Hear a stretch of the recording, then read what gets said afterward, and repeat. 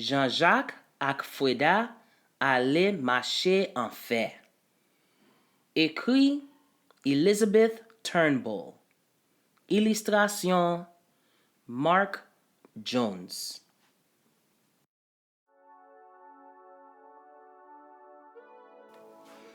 Tap-tap lan, tout peintiré ak bel dessin li yo, rete devan marché en fer Port-au-Prince lan.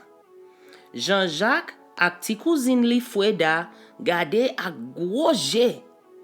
Marraine gade! Yo tous les deux di nan même moment ak voix bien excité. Yo vire gade Madame Pierre qui te mene yo fè yon premier visite nan marché tout moun tap pale an. Jean-Jacques di, "A la gros li gros." "A la belle li belle," Freda répond. Li leve jel gade pandil lan jouk an lè nan tête marché an devan yo. Li di, "C'est première fois kem jam wè yon bagay kon sa." Madame Pierre wè yon monsieur kap vend fresco bo entre marché. Li di ti moun yo, "Kou tap lan, te long epi te gen an pile poussière. Mwen konen exactement ki sa nou bezwen pou nou rafraîchi nou." Jean-Jacques wè kote marraine li ap voye jel. "Fresco!" li kriye bien fort. Marchand fresco an pran pile soin pou l'graje de bel fresco. Li mete yo nan kon pou ti moun yo. "Ki si on vle mette pou nou?" li mande ti moun yo avek gros souri. "Mwen vle cerise tanpoui," Frida di. "Mette man nan pam," Jean-Jacques répond. Ti miel yo ki tap vonvon nan bouteille yo semble ke yo remen tout kalite siro yo. Le yo entre nan gran sal marché, Jean-Jacques ak Freda kampe gade bien sezi le yo wè quantité moun ki gen nan marché. Mouvement foule lan fait Jean-Jacques songe kouri fourmi le kon pile niche yo par accident. Foule lan semble comme si la vire fè won nan marché. Gros panier ak sak lou sous tête yo ak nan men yo. Jean-Jacques ak Freda te kon wè sa ap fèt nan ti marché bolakay yo. Men yo pat ko jam wè si an pile moun kon sa. Freda pense ke marché sa gen plis moun ke tout bo kote l rete. Madame Pierre mene ti moun yo wè yon marchand fruit. Tap devan lan te range ak pile mango bien jaune. Mango yo te komanse gen ti tache sou yo ki montre ke yo fin mi bien doux. Apa mango yo te gen pat fig, grap kenep, pile kachiman ak kek gros korosol. Madame Pierre di, "Monsieur Joseph, ma prezento fiyel mwen yo, Jean-Jacques ak Freda." Jean-Jacques ak Freda tous les deux salye Monsieur Joseph bonjour, Jean-maman yo te apwan yo. "Bonjour ti moun," Monsieur Joseph répond. "Ki janou ye jodi ya?" "Nou très bien merci," Jean-Jacques répond. "Marraine mene nou vin wè marché en fer."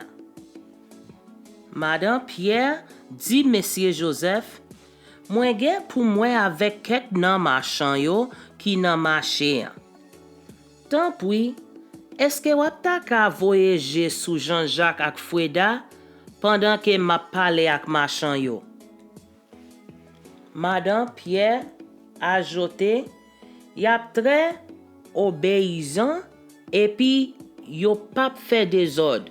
Eske se pa vwe ti moun?"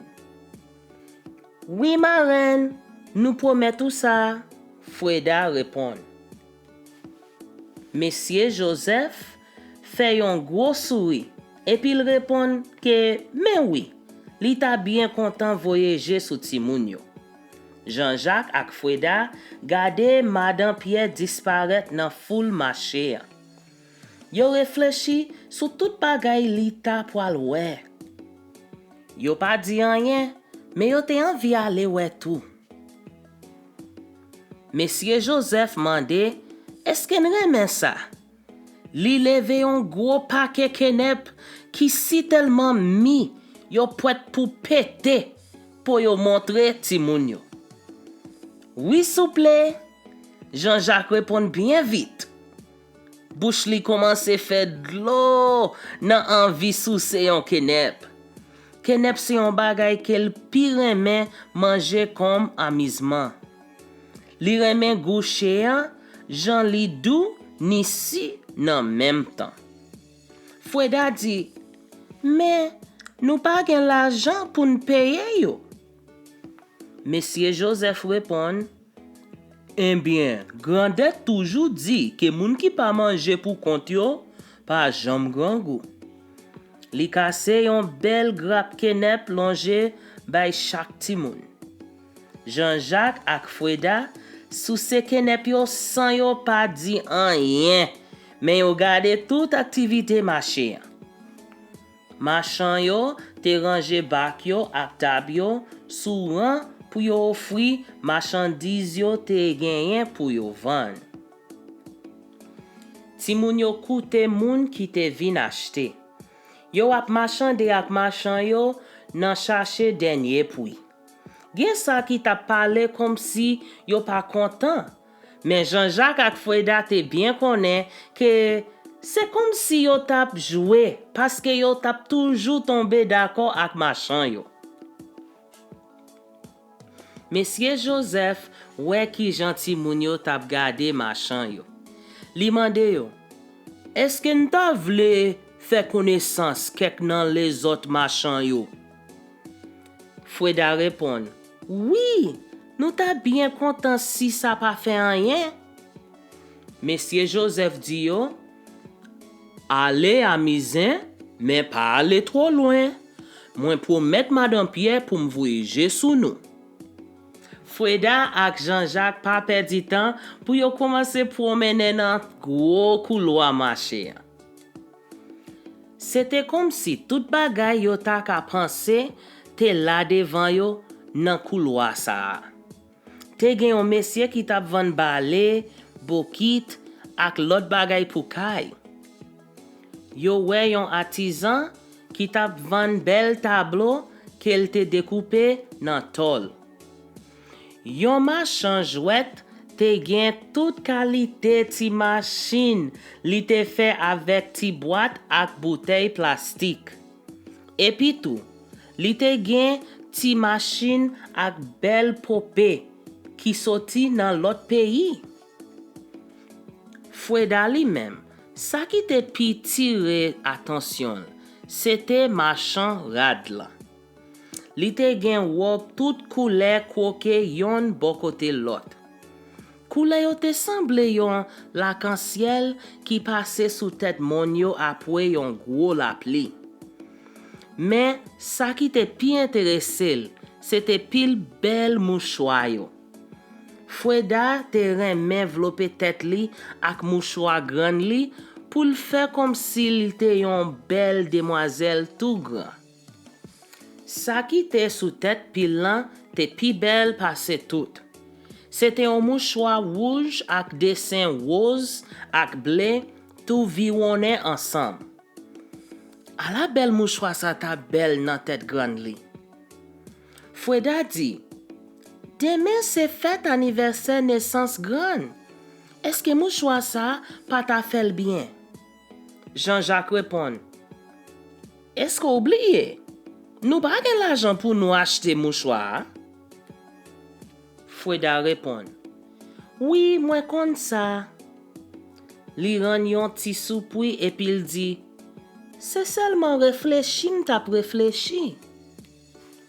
Yon voix sévère derrière pile radio dit, pas moyen ça. Ti moun toujours gen men sale qui ta ka gâté à femme. Marchand Radlan gade Jean-Jacques ak Freda bien dit. Foueda rale mel tout suite. Li lagel bokotel. Li pa te pense qu'elle te fait rien qui te mal. C'est seulement gadel tap gade. Foueda répond, moi mando excuse. Moi pat vle faire ça qui pas ça. C'est seulement nan moment ça, te gen un gros bruit qui fait nan entrée marché. Foueda ak Jean-Jacques te tende rel kabrit lan anvan yo wel vire kouri descend ale kote yo tap kampe. Kabrit lan tap trene yon kote deyel. Met kabrit lan tap kouri deyel. Li tap rele, rete la! Rete la! Tourne vin jwenn mwen kabrit! Kantan kabrit lan li même, li pat fe aucun lide pou te okipe met li. Met kabrit lan longe pou l'pon kod lan. Men, kabrit lan fe mouvement pou l'eskive met li. Pendant kabrit lan ap voltige pou l'chape, li fwape tab ki te en face marchand rad lan. Li jete ni diri, ni pois, ni may moulin ki te ofri sou table. Met kabrit lan glisse sou gren diri, pois ak may moulin ki te tombe a terre. Sa te fe yon bel may moulin ak sos pois ki te perdi lesa. Nan cherche kenbe kol pou l'pa tombe, met kabrit lan kenbe pil radio epi yo tombe ensemble mavel. Kabrit lan profite pou l'chape encore, kouri à gauche et à droite avec met li derrière. Jean-Jacques ak Foueda te obligé ri. Toute bêtise kabrit lan te fait. Yo pat jam kon wè événement kon sa nan la kou la kay yo. Monsieur Joseph vin aider marchand rad lan qui te commencé bien excité. Li mandil, qui jon yé Madame Jean? Est-ce qu'on bien? Madame Jean crié, gade, kabrit lan kouri ak pied sali sou wob sa. Ki jama poal fè pou m'van yon wob ki pa prop? Foueda di li, parfois kazo, Madame Jean, nous poale do avec ça. Madame Jean leve, gel, gadel, li di, edem. Ki jan deti moun ta ka edem? Foueda pa repon, li te gen tan pati ak Jean-Jacques derrière. Jean-Jacques mande, ki sa apwel fè? Li te deja kon wè Foueda pran devan kon sa, ki fel te konne, ke lè kon sa, nan pwen chanje li de kouzine li an. Foueda ale jwen marchand balè an, li mandel prete yon balè. Foueda vire bay Jean-Jacques balè an. Li dil, ou kapab ay balè manje ki te tombe yo pou anken lot moun pa perdi pied sou yo jan met kabrit lan te fe. Foueda reflechi. Si selman te ka ede Madame Jean lave wob li an. Jean-Jacques longe dwet li sou yon marchand savon ki te jouk en bas nan bout couloir. Li di, pou ki so pa el mandel s'il ta fe ou kado yon ti savon? Le Foueda gade, li wè ke marchand savon te gen yon bokit plastik bokotil. Foueda pense ke, peut-être yo ta ka prete bokit lan tou. Le Foueda tourne ak bokit lan, klo, ak yon ti moso savon, Jean-Jacques te gen tan bale tout diri, pois ak may moulin ki te tombe yo. Li tap ede Madame Jean range pil radio ki te gaye yo. Foueda pran wob rose lan, epi l mouye kote pied cabrit lan te sal li an. Li pase yon ti savon sou kote ki sal lan. Freda komanse frotte robe lan, jan maman te montrel le yo kon ale nan dlo pou yo fe lesive. Li kontinye frotte rad lan, tout doucement, jouk mak lan disparet, epi robe lan tout nef ankon. Freda di, men, Madan Jean, robe ou an pa sal ankon. Konya, ou kapab vend li? Li ajote, en tout ka, ou ta dwe kitel sèche anvan ou metel vend. Madan Jean fè yon gros souri, epi il di, merci petit mwen. Apre sa li rete. Li gade Freda, li mandel, pou ki sa ou ta vle pase tout traka sa, pou yon vie femme gran moun tan koum? Ou pa mèm rekonnet mwen? Freda repon, nou pate ka fè sa pou kont nou? Machan bale an, machan savon an, ak mesye nan pompe dlo an, tout ede nou. Maren nou toujou di nou, an pil men, chay palo.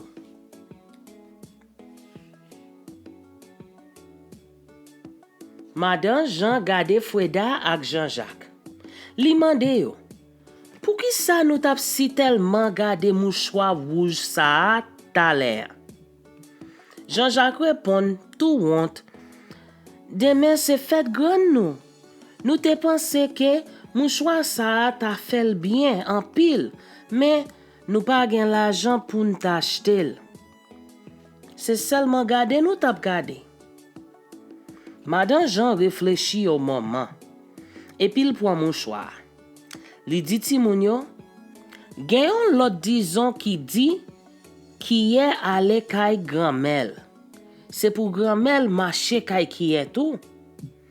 Nous devons aider moun qui aide nous tout. Prends mouchoir, apporte bay grand nous.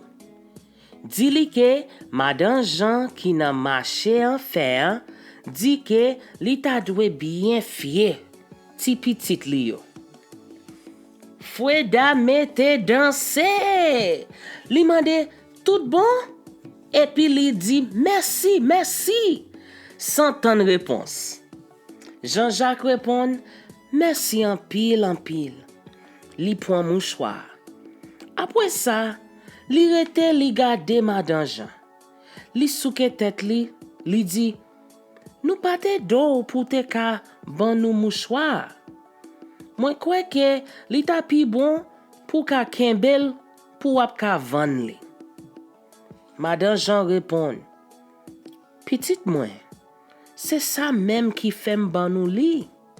C'est un cadeau moi offri nous pour me dire nous merci.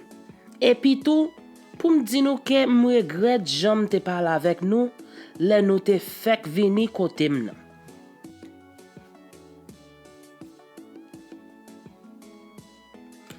Là ça, Madame Pierre tourne. Li mande, est-ce que nous te gentil ti moun mwen yo? Monsieur Joseph marché vin kote yo, li répond pour yo. Yo te bien gentil. Yo bay bon coup de main. Ou met mene fiyel ou yo, vini wè nou n'importe le ou vle, Madame Pierre. Madame Jean ajoute, oui, n'importe le. Ti moun yo, mette yon main nan main Madame Pierre et puis yo chaque leve l'autre main yo apou yo voye babay pour zanmi yo te fait yo. Yo vire tête yo et puis yo dit bien fort Apita. Machan yo répond Apita. Bien loin nan marché yo tande yon kabrit kap kriye bé bé. Tout moun ri. Kabrit lande yo toujours.